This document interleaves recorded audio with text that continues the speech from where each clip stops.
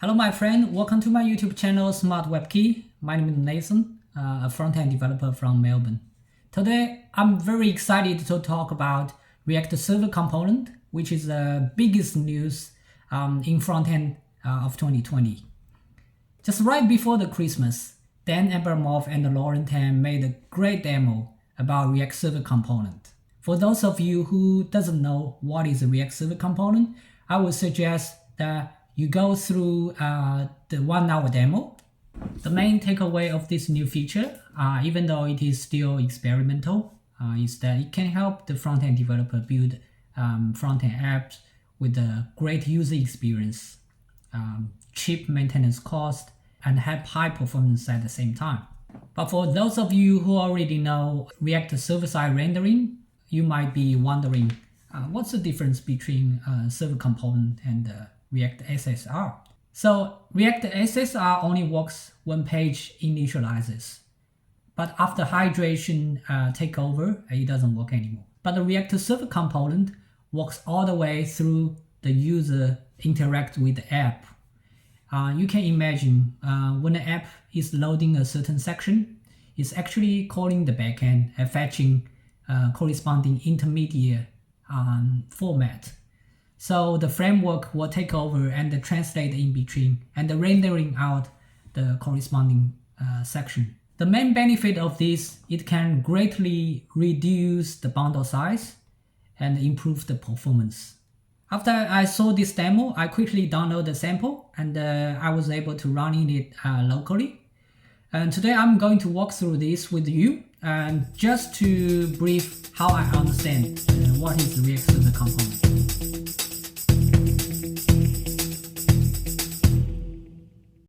So here is the demo. Just show you what I mean. So when the page initializes, it's hitting the root endpoint against the web server, and the node server will send back HTML markups. Followed by that, the front-end app is doing another AJAX call, which is this one, against the React endpoint. And the node server will read app.server.js, which is the server-side React entry point, and send back corresponding React intermediate format. So what I mean by intermediate format, it is basically like this. It has all the references to the client files you need, and it also have details of the markups. For example, the class names and the images and the styles and the content. Those ones are good enough for the front-end framework taking over and translate that into corresponding and content you need. If I do say I will see, on the left bottom side, there are multiple AJAX calls to the backend against the React endpoint. Seems like per each onChange event will trigger one AJAX call. So what actually differs is only the search text field. With that search text parent, Node.js will call node server.js, which will do database query and fetching corresponding result and send back the corresponding markups to the front end. What the front end always do is if something is already in the cache, it will fetch it from the cache. If it is not in the cache, it will fetch it from the backend. To show you what I mean, let's clear all the logs and the filter. So if I'm clicking against any node, it will call the backend and fetching the corresponding intermediate formats. But if I'm hitting that again, it's not hitting the backend anymore, which means it's fetching from the cache. Now let's look at the code base. I know there are lots of contents. Hope that's not too overwhelming, but my habit when I'm touching a new code base is starting from the server side first. I think the main entry is api.server.js, which exposes all the endpoints. For example, when the page refreshes, it will hit the root endpoint and will get HTML markups. But for later AJAX calls, which is against the React endpoint, it will send the React DOM tree by reading React app.server.js. So with that clue, we found react.server.app.js. It is the entry point of the React app, and it loads all the corresponding components from here. You see it's using suspenses for deferred loading.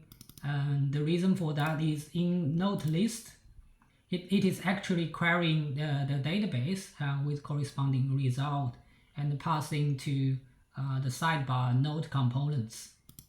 Then let's move to the client side. From package.json file, you can see two things the build does. Number one is running the node server. Number two is build a bundle. Yeah, when we are building the bundle, actually it is calling the script.build.js, which is this one.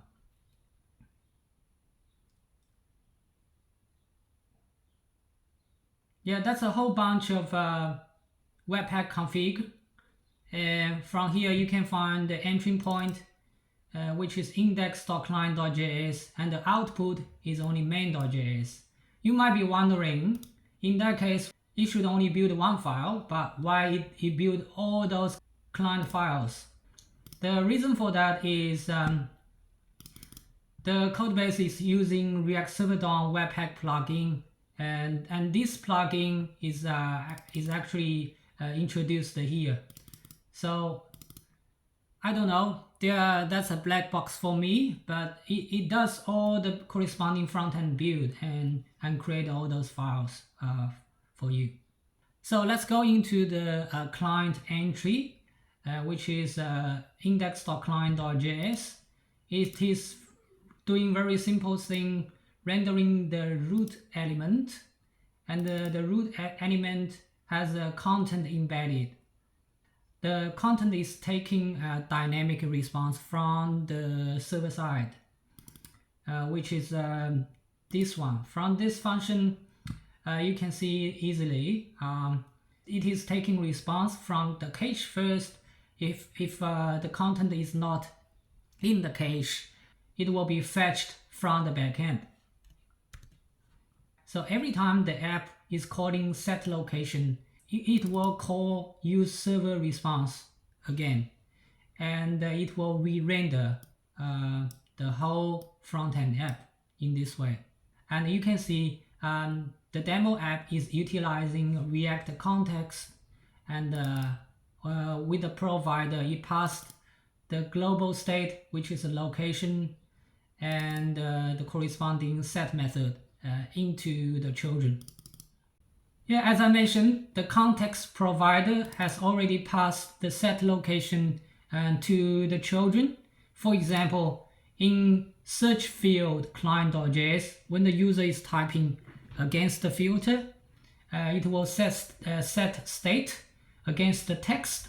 Then it will defer set location. When that's called, it will actually change the global state in the content, and it will call in use server response and refresh the new response, and correspondingly it will re-render the front end. So more thoughts about React Server component. I think I favor Node.js more than any other web server previously, and for now I'm pretty certain Node is the best web server. If you are not using it, you will regret it. Why is that? If React Server component is published, you see all those supports happens in a JavaScript community only. For example, corresponding libraries on the server side, And also in the build.js, which is the Webpack configuration, it will require using corresponding React Server.Webpack plugin, which can build all those client.main.js files. And all those magic needs to be done by utilizing those libraries. If you are not using Node, which is based on JavaScript, can you find another option for that? You may say, okay, it's fine, we just simply abandon this React Server component feature. That'll be a huge loss because this feature benefits the user experience, benefits the loading, and benefits the maintenance. This is definitely the biggest thing, will change the way how you architect your front-end app. Also, it will change the way how you choose your server options.